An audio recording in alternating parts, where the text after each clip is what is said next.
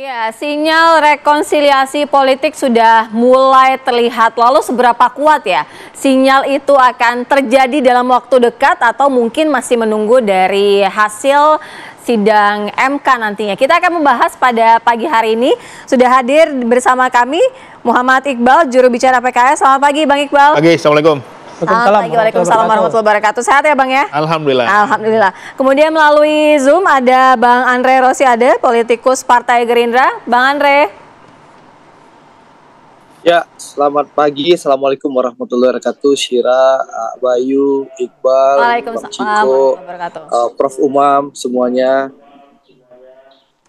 Baik, kemudian ada Bang Ciko Hakim, politikus PDI Perjuangan. Selamat pagi Bang Ciko, sehat ya Bang ya?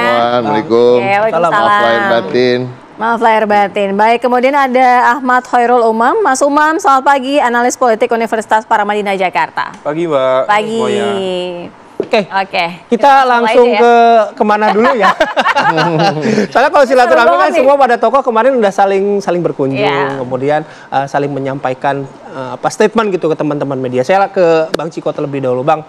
Kemarin kita tahu Pak Rosan kan juga hadir ya ke tempat Bu Mega gitu. Pak Arsyad juga katanya rencananya mau bertemu juga tuh dengan tim TKN ya, Pak Arsyad ya. Nah, apakah hal-hal seperti itu memang saat ini sudah menjadi tepat, menjadi momen, kalau tidak bisa disebut rekonsiliasi ya apa ya? Ya mesra lagi lah. Mesraan lagi lah gitu. Pasca Pilpres sudah tepat belum momen itu, Bang? Saya rasa gini, apa yang kita lihat sekarang ini kan sebenarnya anak-anak bangsa ini melakukan apa yang dilakukan banyak anak bangsa lainnya ya kan di musim Lebaran ini, di suasana Idul Fitri di bulan Syawal. Ini Syawalan ini kan udah mendarah daging di Indonesia. Jadi kita punya keberuntungan di situ ya, bahwa masyarakat Indonesia ini kan punya budaya yang begitu kental, bagaimana silaturahmi ya kan antar keluarga ya kan, bahkan kan kadang-kadang antar orang yang nggak suka aja kan pura-pura suka ya kan, kalau Lebaran saudara aja begitu kadang-kadang ya. Tapi ya intinya gini, ini kan budaya yang sebenarnya tidak ada yang salah dari sini. Dan saya rasa bukan hal yang aneh bila di momen Lebaran, bulan Syawal, para tokoh ini bertemu. Gitu. Mungkin kalau pertemuan ini tidak ada semacam jembatannya dalam tanda kutip bulan Syawal sebagai jembatan, agak aneh ya kan? Karena masih ada sisa-sisa satu, sebenarnya bukan sisa-sisa residu dari pemilu, tetapi juga sesungguhnya pemilu ini kan belum 100% berakhir. Masih ada putusan Mahkamah Konstitusi yang kita tunggu. Tapi tentunya dengan adanya momen Lebaran ini bisa juga sebagai penjembatan atau juga sebagai pencairan suasana lah. Gitu, tapi lebih ke arah situ saya melihatnya ya. Belum akan ada rekonsiliasi, atau paling tidak beginilah, mungkin belum membahas rekonsiliasi karena masih menunggu dari MK ya. Tapi paling tidak sudah ada tidak keterbukaan itu menerima dari Gerindra gitu, dari Prabowo Subianto untuk bertemu? Saya menolak untuk menyebutnya sebagai rekonsiliasi. Jadi karena sebenarnya kan sistem demokrasi ini memang mengharuskan kita, prasyaratnya salah satunya adalah pemilu ya kan, Pilpres, di mana memang pertarungan dalam setiap kompetisi itu saya meyakini bahwa memang harus keras. Ya kan, kalau enggak itu namanya basa-basi. Ya, artinya pemilu hanya dibuat semacam dia syarat menjadi negara demokrasi harus ada pemilu. Ya udah kita pura-pura aja. Dan justru itu kan yang sedang kita perjuangkan di Mahkamah Konstitusi ya kan, bahwa pemilu jangan sampai hanya menjadi sebuah formalitas, tapi udah tahu siapa yang menang sebelum pemilu itu dimulai ya kan. Artinya apa ya? Pertarungannya harus keras. Dan masyarakat juga harus mulai terbiasa. Kita udah sejak era reformasi ini kan punya pemilu yang demokratis gitu ya. Jadi artinya pertarungannya keras, tapi setelahnya tentunya ya nggak ada masalah lagi karena memang sudah selesai pertarungannya. Nah itu artinya itu satu. Yang kedua, antara PDI Perjuangan dengan Gerindra tidak pernah mempunyai masalah yang mendasar. Bahkan secara ideologis kita punya kedekatan gitu ya. Tetapi juga satu hal yang paling penting di antara dua sosok pimpinan dari Gerindra maupun PDI Perjuangan, Bu Megawati Soekarno Putri dan Pak Prabowo Subianto, memang punya hubungan yang cukup dekat. Apalagi paling lama mereka saling mengenal di antara tokoh-tokoh lain gitu ya. Jadi saya rasa ini sesuatu hal yang biasa, bila pun akan ada pertemuan, tidak menjadi hal yang begitu luar biasa, apalagi terjadinya di bulan Syawal. Oke, saya ke Bang Andre. Narasinya gini, ketika memang kontestasi kemarin kan keras ya, saling ya menyerang lah ya begitu. Tapi ketika narasi dalam bulan Syawal ini jadinya ramah gitu. Nah, Bang Andre, kalau Anda melihat apakah momen-momen Syawal ini, momen-momen Lebaran juga udah tepat dijadikan sebuah momentum ya rekonsiliasi politik lah gitu setelah Pilpres kita usai kemarin? Ya, begini Bayu, tadi disampaikan oleh Bang Ciko, saya ingin menegaskan bahwa Pak Prabowo itu sudah berulang-ulang kali menyampaikan bahwa syarat salah satu Indonesia bisa menjadi negara maju adalah elitnya harus bersatu, harus rukun, harus guyup. Untuk itulah Pak Prabowo punya keyakinan itu. Nah, tadi disampaikan oleh Bang Ciko tadi bahwa setelah kompetisi yang keras selesai, tentu setelah kontestasi kita harus menatap ke depan. Ya, setelah kompetisi yang keras, saatnya kembali kita bergandengan tangan karena sekali lagi Indonesia ini begitu besar. Indonesia ini begitu luas. Permasalahan Indonesia ini begitu besar. Nah, dari awal kalau kita ikuti kampanye Pak Prabowo, ada dua hal yang selalu disampaikan oleh Pak Prabowo. Yang pertama adalah tadi syarat negara bisa menjadi negara maju, elitnya harus rukun. Elitnya harus rukun, guyup dan bersatu. Yang kedua apa? Kalau rakyat memberikan mandat kepada beliau dan Allah mentakdirkan beliau menjadi Presiden Republik Indonesia ke-8, beliau akan merangkul dan mengajak seluruh kekuatan politik untuk bersama-sama membangun Indonesia. Ini komitmen, dua hal ini yang selalu disampaikan berulang-ulang oleh Pak Prabowo. Dan tentu sekali lagi, komunikasi politik, silaturahim politik sudah dilakukan oleh pimpinan Partai Gerindra dengan pimpinan-pimpinan partai yang lain, termasuk dengan pimpinan PDI Perjuangan. Dan insya Allah memang ya dua belah pihak sudah memberikan sinyal secara terbuka. Insya Allah dalam bulan Syawal ini, bulan yang baik ini, insya Allah mungkin setelah MK mengambil keputusan akan ada pertemuan silaturahim antara Bu Mega dengan Pak Prabowo. Seperti itu, Bayu. Oke. Yang jelas pertemuan ini baik untuk bangsa dan negara. Oke, Bang Andre, artinya begini, silaturahmi politik akan segera dilakukan, tapi paling tidak silaturahmi politik ini akan berjalan seperti apa? Apakah akan semua dirangkul untuk masuk ke pemerintahan atau sekedar membangun komunikasi politik, silaturahmi politik saja? Tadi kalau Syera menyimak pernyataan saya, Pak Prabowo itu sudah dan selalu menyampaikan dua hal itu. Pertama, kita harus rukun, kita harus guyup, dan kita harus bersatu. Itu harus ditunjukkan oleh para elit. Yang kedua, tadi, kalau Allah mentakdirkan beliau menjadi presiden dan juga rakyat memberikan mandat kepada beliau, beliau ingin merangkul, mengajak seluruh pihak untuk bersama-sama membangun Indonesia. Nah, mengajak dan merangkul seluruh pihak itu tentu kita akan mengajak ya seluruh teman-teman yang ingin bergabung agar bersama-sama ayo kita bangun Indonesia dengan semangat gotong royong. Nah, tapi tentu sekali lagi setiap partai punya kebijakan. Setiap partai punya mekanisme sendiri. Dan itu tentu kita hormati. Tapi yang jelas, saya ingin sampaikan komunikasi, diskusi, silaturahim antar pimpinan partai politik itu sudah berjalan dengan baik setelah pemilu dilaksanakan 14 Februari. Bahkan kerjasama kami dengan PDI Perjuangan meskipun kita berkompetisi keras ya dan keras lagi gitu. Tapi kerjasama selama kompetisi berjalan itu kerjasama di parlemen sangat berjalan dengan baik. Bang Dasko, Wakil Ketua DPR RI kami bekerja sama dengan Mbak Puan sebagai Ketua DPR dan fraksi Gerindra dengan fraksi PDI Perjuangan meskipun kita berkompetisi keras kemarin di Pilpres dan Pileg, kerjasama di parlemen masih tetap berjalan. Jadi insya Allah tidak ada masalah sama sekali. Begitu, Syera. Oke, saya ke Bang Iqbal. Merangkul dan mengajak semua pihak, gitu ya. Tadi semangatnya Pak Prabowo demikian. Kemarin Mas Gibran juga kalau tidak salah kan pengen bertemu dengan Pak Anies dan juga Pak Ganjar. Pertemuan itu akan terjadi atau tidak? Ya, sebelumnya kami mengucapkan taqabbalallahu minkum ya kepada para masyarakat Indonesia ya. Salam dari Mas Anies. Karena memang ini bulan Syawal ya, tempatnya bersilaturahim ya. Kemarin Mas Anies sudah membuka open house buat rakyat ya, bukan hanya elit. Ini kadang-kadang elitnya disambut, tapi rakyatnya dibiarin nunggu di luar ya kan. Jadi memang silaturahim dengan rakyat ini penting juga. Jangan sampai orang yang sudah memilih kita minta foto aja nggak mau ya kan, mau ketemu aja nggak mau. Jadi memang ini adalah momen-momen bagaimana bersilaturahim dengan rakyat, bukan hanya elit. Ya bahkan juga kemarin Ketua Majelis Suro PKS sudah open house 2 hari. Ya siapa aja boleh datang tuh. Cuman saya nggak diliput TV One aja.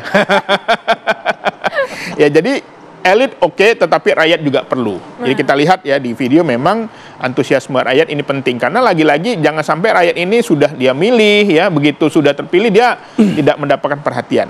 Yang kedua, ini bukan soal silaturahmi biasa. Kadang-kadang politisi ini kan ketika ketemu, wah udah deal nih katanya kan. Jadi akhirnya orang malas gitu loh.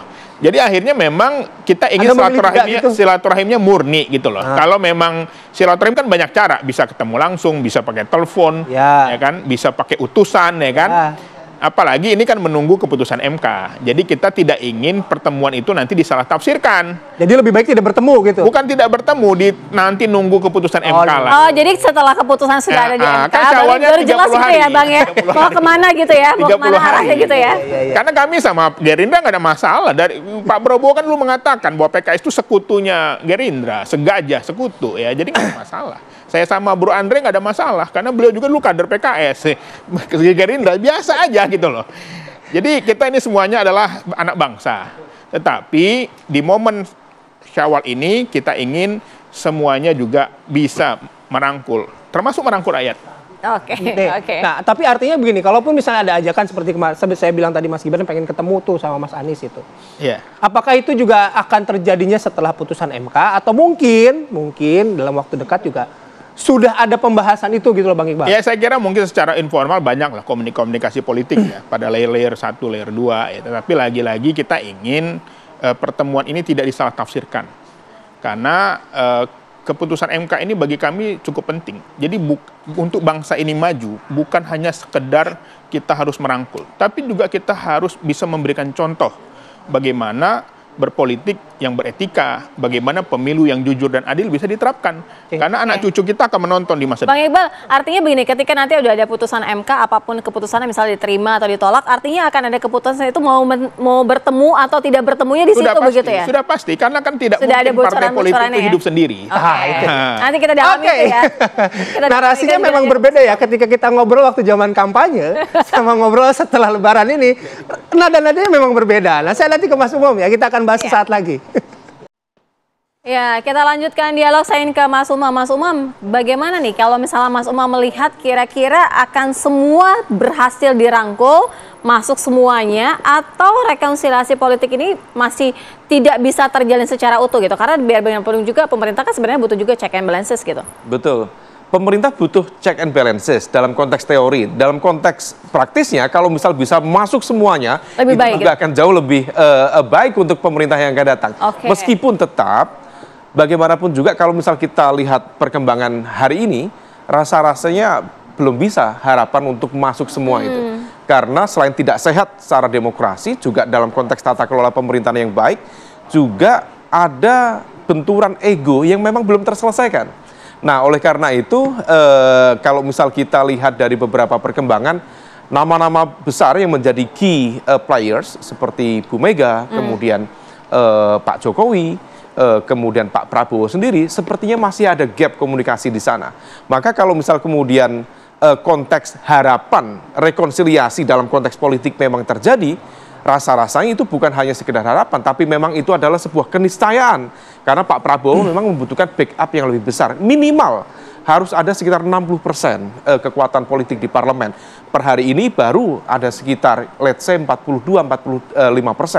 Maka kalau misal kemudian bisa dimasukkan, terutama PDIP misalnya. Kalau PDIP 109 kursi, maka kemudian bisa menjadi sebuah jangkar yang cukup kuat bagi pemerintah yang akan datang untuk menghadirkan stabilitas pemerintahan.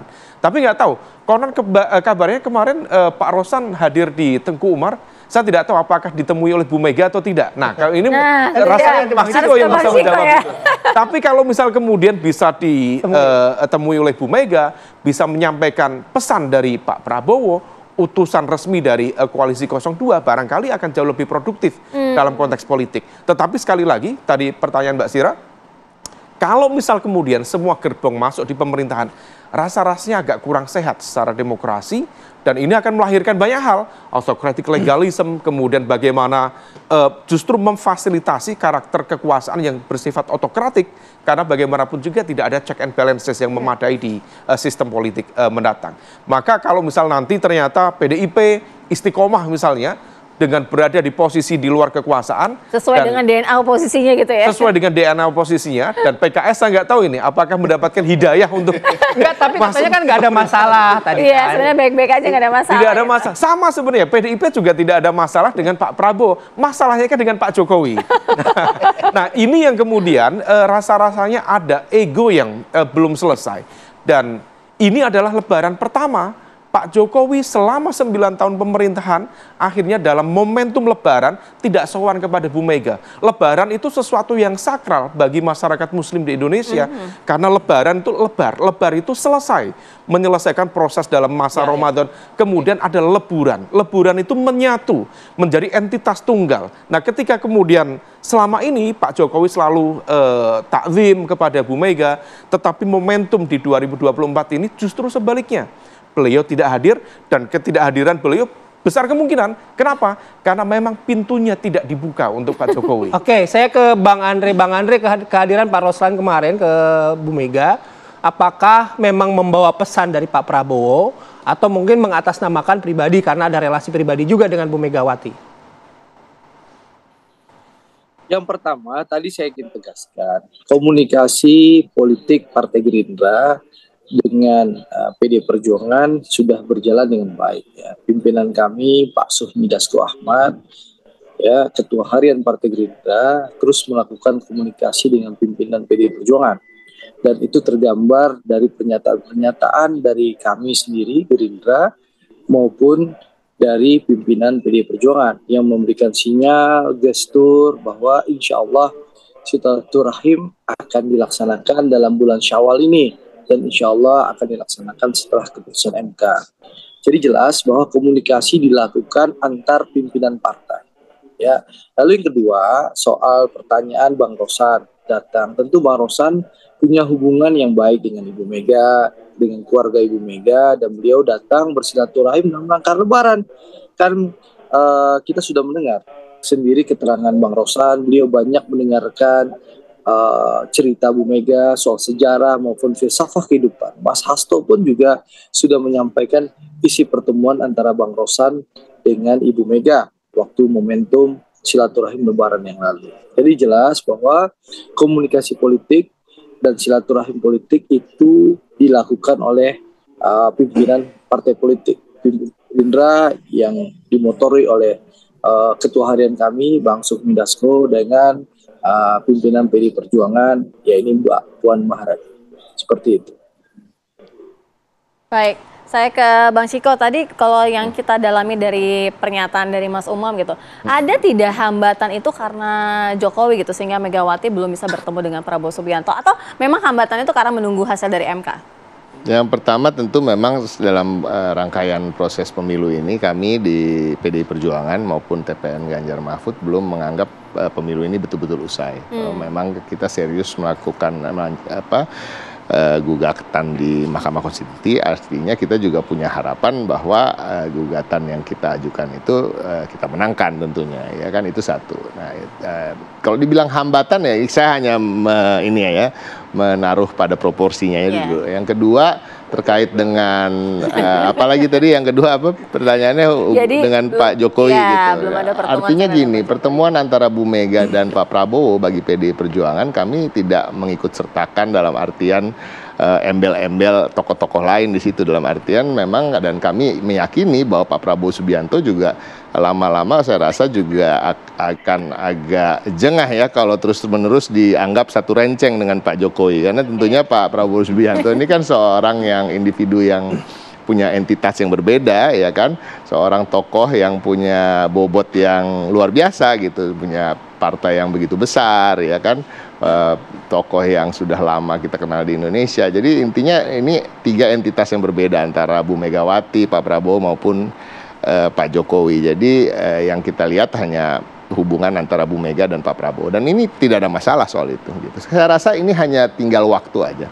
Tapi disampaikan tadi bulan Syawal ini kan panjang ya, 30 hari ya. Jadi masih momen Lebaran nih masih ada waktunya masih gitu ada ya, waktu. Ya? Dan saya ingin juga menyampaikan yang saya ketahui juga, Mas Rosan datang ke sana juga tidak menyampaikan pesan apa-apa dari siapa-siapa, ya kan. Dia datang sebagai seorang pribadi yang mengenal Mbak Puan juga begitu lama dan juga Bu Mega. Jadi datang silaturahmi di bulan Syawal biasa. Oke, kalau Bang Ciko dan Bang Andre gitu tadi bilang bahwa pertemuan itu, ya kalau saya tidak salah artikan ya, pertemuan ini akan terjadi. Entah kapan tapi pasti akan terjadi gitu.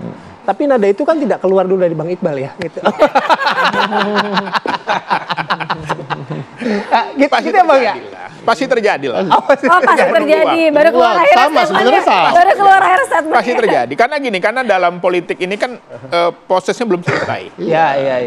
Jadi ini proses terakhir gitu. Kita tunggulah. Karena terus terang memang kami dengan Pak Jokowi aja yang lama sebagai oposisi juga itu tetap ada komunikasi lah. Walaupun tidak formal, tetap ada lah. Dengan timnya, dengan TPDI ketika dulu mereka berkuasa. Ya kan? Tetap aja lah. Tetapi tadi lagi-lagi kan tidak harus ditontonkan, tidak harus ditampilkan. Enggak pertemuan terjadi itu artinya begini, kalau kita bicara soal gabung ke pemerintahan, pertemuan terjadi itu mengafirmasi itu. Nah ini yang harus dipahamkan. Silaturahim belum tentu. Jadi jangan dipahami bahwa bertemu di Lebaran itu otomatis bergabung ke pemerintah. Bukan. Jadi kita ingin bersilaturahmi itu menjalin komunikasi bagaimana bangsa ini ke depan. Karena kan ini cara pandangnya berbeda.